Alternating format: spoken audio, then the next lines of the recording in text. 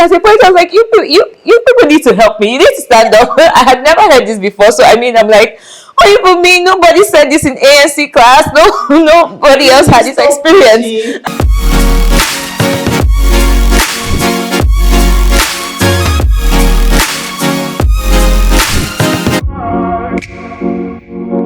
It is often said that experience is the best teacher. Well, I believe that in the multitude of stories, we all gain experience. I have with me today Partnership Officer, Donor Relations, International Red Cross, mother and woman like you and I, here to tell her pregnancy, delivery, and postpartum story. Welcome with me, Olive. Hi. Hi. Thank you so much for coming on the show today. Thank you for gracing us with your story. Thank you. Thank you so much. Let's start from how you found out you were pregnant.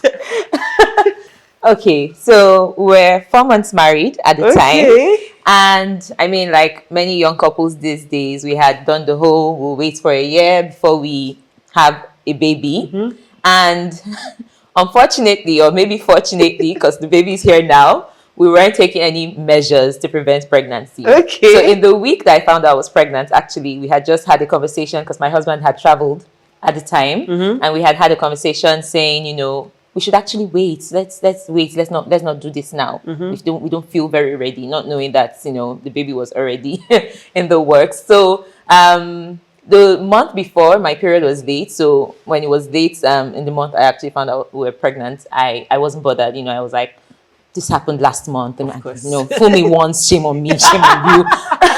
So I was waiting, you know, but it was about a week now, and I said, okay, let me just it's 100 naira. Let me just buy some pregnancy test strips. Why do they make it that affordable? It baffles me. Of all the things that you should be can buy affordable, 5 in case you're not sure the first time. So I bought a couple, and then I went home, and you know how they say you should wait for like the early morning urine, but I wasn't like, you know, I was very ginger. Yeah, so I got home, I peed on the stick, and when I saw it, I saw the 2 lines, you know, means you're pregnant. I checked the back again, like, oh, 2 lines, pregnant. So I dropped it on my at that shelf. point you need reference. Does the 2 line actually say, or maybe the 2 line is in another way? You know, so I was like, no, maybe I didn't use the right, you know, this is it wasn't correct. I wasn't supposed to use night pee. It was supposed to be in the morning. So I dropped it on the shelf, and I was like, when I wake up in the morning, I'll check again. So at 3 a.m. I was like, this is the right time. So I woke up and I checked again, and it was still 2 lines. So I crawled back into bed. You know, my husband was around. So I was like, no, we can't be pregnant. We just said it. We're not ready. So I crawled back into bed, and I started to Google. You know how we all say that when you're pregnant, Google becomes your best friend. So I started to Google at that time, what should I not eat? What should I eat? What are the things to do? How should I sleep when I'm pregnant? I'm pregnant. I'm about to sleep. So yes, that's how I found out. And then, you know, I also said to Google, how should you tell your husband you're pregnant in a long distance marriage? So much to know in a twinkling of an eye. Yeah, so it's like my life changed between 9 p.m. and 3 a.m. And so at that point, I was very sure that I was pregnant 4 months into our 1-year plan. Congratulations. Her baby is on set, and he's adorable, peaceful Very, baby. very. Congratulations. Thank you. So let's go on to pregnancy shockers. What are some things that shocked you about pregnancy? Good, bad, ugly? Tell us everything. Okay, so the first thing I'll talk about is morning sickness, because when you begin to Google your symptoms and the things you should and shouldn't do when you're pregnant, the first thing one of the things you see recurrently is how morning sickness is actually badly named. It's not morning sickness. But then no matter how many times you read it, I think when it actually begins to happen, if you unfortunately pass through morning sickness, is that you're still shocked, because I mean, you read it, you've seen people say it can happen at any time, but sometimes the number of times it happens, how frequently it happens, the odd places you could be at when it happens, it was always so shocking to me. When I was pregnant, many times, I don't know, it was as if my body always knew when I got to my office car park. I would just throw up. Maybe there was something there that triggered. Yeah, I honestly don't know till now. And it was how most of my colleagues found out I was pregnant, because I mean, every morning I'm coming out of my car and I'm like, oh no. in the car park. So yeah, so I think that was one of the things that shocked me the most. Even though I had read it, so many people said it to me, but it was just the number of times that I actually felt sick or had to throw up was one of the things that I was just like, okay. And another thing I'll talk about was the amount of medication I had to take. And the fact that we have to take them every day. Yes, why? Exactly. And sometimes, okay, especially for people who had like severe morning sickness, you're throwing up, but you still have to take drugs that you might actually throw up. And if you fall sick during pregnancy, you get so many drugs. There are like the routine malaria drugs that you have to take. There's the shots for tetanus. And when they told me to actually take my tetanus injection, I kept on telling my doctor, I just got vaccinated against tetanus 2 years ago. Yeah. And it's not yet expired. And he's like, no, this is for the baby. And I'm like, then the baby can come out and you have their shots, I am vaccinated. And you're like, it's 5 doses. And I remember going back to my office that day and like talking to one of my friends who has the baby. And I'm like, you didn't tell me. Oh, sorry, I forgot. Okay. I think different things hit for different people. Yes. So I feel like for some people as well, they would, if you ask them what shocked them the most, the medication will not come up. So I think different things stand out for different people. Yes, exactly. Especially because I always considered myself to be very healthy. Never had to go to the hospital for a lot of reasons. But when I was pregnant, I got admitted for the first time. I remember like taking a picture of my drip and I'm like, what this baby has cost. Because it had never happened to me before. I had to get blood drawn a lot of times because you have to do tests a number of times. So I was just like, okay, I'm being in the hospital a lot these days because I'm pregnant, and I didn't really expect that to happen to me. I think another a positive thing that I experienced was the pregnancy glow. Yes. I love that part too. Yeah, and it's one of the old wives' tales where people start to guess the gender of the baby you're having based on how beautiful you look. Yeah. So I mean, after the first trimester passed, where I became like a bit weak, and then by the second trimester and the third trimester, that was how someone even found out I was pregnant. She's like, "You're glowing. Are you pregnant?" I'm like, "Yeah." It's from me. So people were like, "Oh, you look fuller, you look fairer, you look this, that, all of the nice comments." You did look very beautiful. You did look very beautiful when you were pregnant. No doubt. Thank you. I was a proud pregnant woman. Yes, but yes. Towards the end.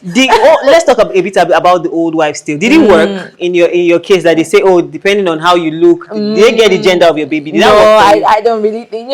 Okay, so some were accurate, but I think that's the point of it, to just get some accurate so that you actually begin to wonder. Some of them were accurate, like how they say, oh, maybe like sweet or spicy, or if you're carrying high or you're carrying low. It's just like, okay, but I love to do them anyway, but I didn't really think that they work. No, however, there's this Chinese prediction table thing that works it based on your age. You become a researcher when you're pregnant. You become an avid researcher when you're pregnant. Very much. I think another thing that pleasantly surprised me was how nicely people treat you, especially when you start showing. Oh yes, I was going to talk about that exactly, and you said it, especially when you start showing, because it's like, oh, you shouldn't stand for long, madam, come and sit down. Yes.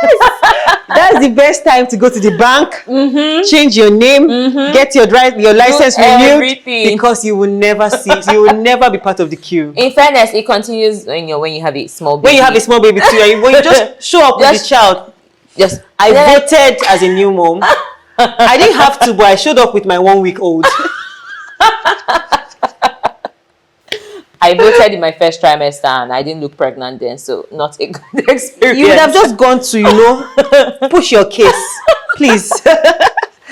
That's another that's a very, very valuable positive thing from pregnancy. And I think those were like the major pointers, the major things that shocked me the most actually when I was pregnant. Awesome, amazing. So let's talk about delivery shockers. Wow. Delivery is an experience. Yes. I think delivery itself is a shock. Well said. Very well said. I remember my own delivery day. I think that I had previous stories, and and that's why I think multitude of stories is what we need. So in my case, the story I had heard for delivery, the person gave birth in less than 3 hours. Everything from 1 cm to 10 cm. Wow. Was 3 hour long. Okay. In fact, less than 3 hours, because I left my house. When she said she was in labor, there was a bit of traffic. Before I got there, she had given birth. So that was what I was expecting. I was like, I'm going to, start here, stop here. I was in labor for almost 24 hours. And it shocked me.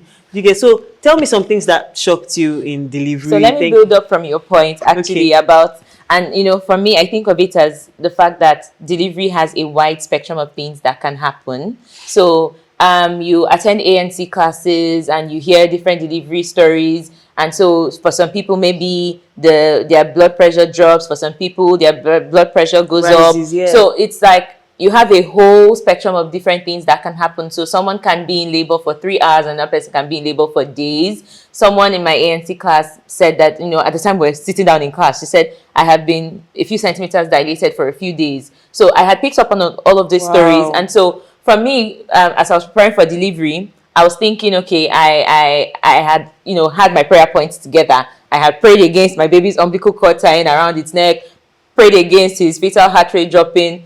But there are so many other things that can happen that you don't think about. So, for example, in my case, it got to a point they were like, okay, the baby's not coming out anymore, so stop pushing. I had never heard that before. So I was like, what do you mean stop pushing? I mean, you have a baby, so you can imagine when you're about 10 centimeters dilated and that's all your body wants to do, and they said, stop pushing. It's advice that you're like, how am I going to take exactly. it? So at a point, I was like, you people need to help me. You need to stand up. I had never heard this before. So, I mean, I'm like, what do you mean? Nobody said this in ANC class. Nobody else had this experience. So the fact that it can be anything, I think that is one major shock that I experienced, because for me, I was now living a story that is going to be one of the stories that I tell other people that they can, I know somebody that they told to stop pushing in the fetal, but I had never heard it before. So I think, and a learning point from that might be that you should be prepared for anything that might happen, really. It's not anything that is set in stone. You might get there and you might get there and things might just turn around for the better, for the worse. And I mean, it's not a curse, but it's just something to expect, that things might just not work out the way you planned. So for example, you talked about being dilating over a few hours. When I got to hospital, I was already 7 centimeters. I didn't even know I was going through anything. By the time they checked me, I was 7 cm. In about 2 hours, I moved to 10 cm, but then, we just met that hiccup in the middle, and I was just like, okay, you guys mentioned when I came here that, everything is going fast, you'll be out of here by 3 a.m. I was still on the table or the bed by 6 a.m. So at a point, I just got very tired because I did not expect that at all. So another thing about delivery, let's move away from that now, is maybe also hearing people's stories. After when I gave birth, when people asked me how it was, I was like, okay, maybe I was expecting some fire and brimstone, but when I got there, it was just like stormy waters, because maybe listening to other people's stories made me feel like I didn't have it as bad, even though I really felt like, okay, this could have gone easier. But I had heard, some dramatic, maybe put it like that, stories. So somehow I felt somewhat prepared. And then I felt that, okay, it wasn't as difficult as I had imagined it would be. So, somehow when I was done, I thought, that wasn't so bad. I mean, if that hiccup didn't happen, then maybe this could have actually gone easier. It would have been better than I thought. I wouldn't have, I didn't have to think of all the wrong things that could have happened because they didn't happen for me. Then another thing that shocked me was after I pushed out my baby, I started to shiver. Yes. Yes. Yes. Yes. It was a violent shivering. And I'm like, nobody spoke about this. Yes. And for me, I didn't shiver after I had delivered, but I shivered every single time they checked for dilation. And I don't even know if I'm sure of why. I think I remember my pediatrician saying that it was something about trauma. So the trauma but from being checked, because that's one thing that definitely shocked me. I don't know why I told myself before, while I was pregnant, that no, technology has evolved. Nobody is going to check me the way I'm seeing you people are being checked online. No. Nobody is going to check me that way. Nobody is going to put their entire forearm through my butt. No. Nobody is going to say that. You were very Nobody's shocked. going to do that. I was very shocked. And the first time that I was checked, I was about 5 cm dilated. I don't know, for some reason, my husband took a walk and my mother went to buy something. So I was the only one in the room. I cried like a baby. I did not expect it. the pain was excessive, and then that was just the first of many more times that I was checked. So every single time I was checked, I had visible shivers. They had to calm me down and all of that. But a pleasant surprise for me during my pregnancy and delivery, especially delivery, was I didn't expect how beautiful the labor ward was going to be. I don't know why I had the worst expectation of it. Yes. And I also didn't expect how pleasant my nurses and my midwives were going to be. They were so pleasant. They were so helpful. Yes. After I had labored for like 10 to 12 hours, they will come and they'll be like, you're the real Hebrew woman. You're not crying. They just did everything to make me. I had a nurse that her child was sick she was sick in the pediatric ward, and she was on duty caring for me. And at a point she would be called, she would go upstairs, she'll come back and care for me, and she'd be like, labor is really painful, but you're doing well. I just could see the care. Yes, the care, the heart of a beautiful and lovely health worker, and that really pleasantly surprised me. It really changed my entire. Now when I go to medical centers and hospitals, I am 100% expecting the best of treatment. I'm 100% expecting the best of treatment. And that's one pleasant surprise for me. Yes, very true. I still thank Nurse Glory. She was the absolute gem. I'm telling you. Allowed me grab. Shout out to Nurse Glory. Shout out to Nurse Glory, because I grabbed her hand. Oh. She was such a gem about it. Yes. So do you have any more delivery shockers you want to tell us?